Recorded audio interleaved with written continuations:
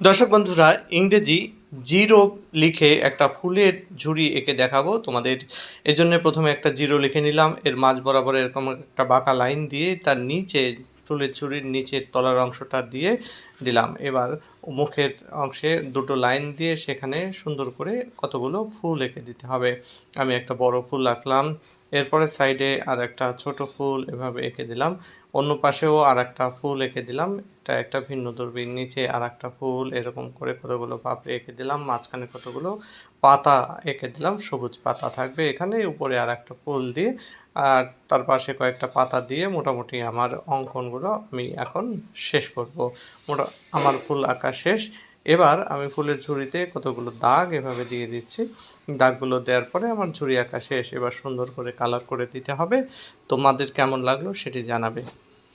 দর্শক বন্ধুরা, আজকে ছোট্ট সোনামণিদের জন্য সান বা সূর্য এঁকে একটা সানফ্লাওয়ারের ছবি এঁকে দেখাবো।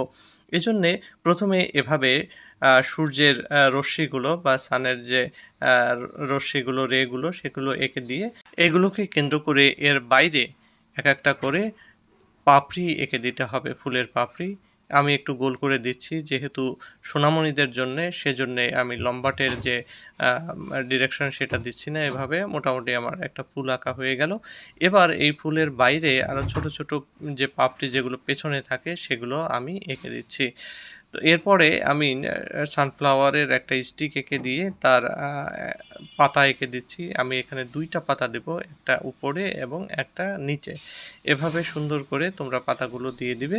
এরপরে সুন্দর করে হলুদ এবং সবুজ রং করে দিলে সুন্দর সানফ্লাওয়ার হয়ে গেল। কেমন লাগলো তোমাদের?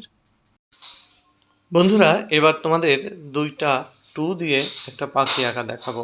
এভাবে দুইটা টু পরপর সাজিয়ে নিতে হবে। এরপর তার উপর দিয়ে একটা আর্চ এভাবে ঘুরে নিয়ে এসে পাখির মাথা, সেখানে চোখ এঁকে দিতে হবে, চোখের ভিতরে একটা মণি এঁকে দিতে হবে এবং এঁকে দিতে হবে দুইটা ঠোঁট। এভাবে বাঁকা ঠোঁট দিয়ে দিলাম। সাধারণত টিয়া পাখি এবং বাজ পাখির এরকম বাঁকা ঠোঁট থাকে।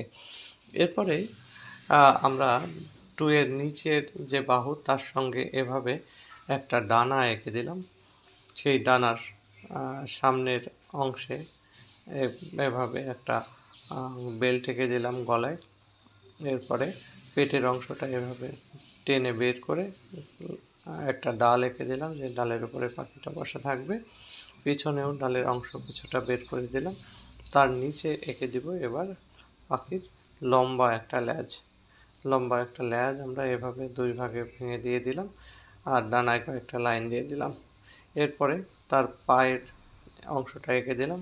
কেমন লাগলো আজকের এই ভিডিওটি কমেন্টে জানাও।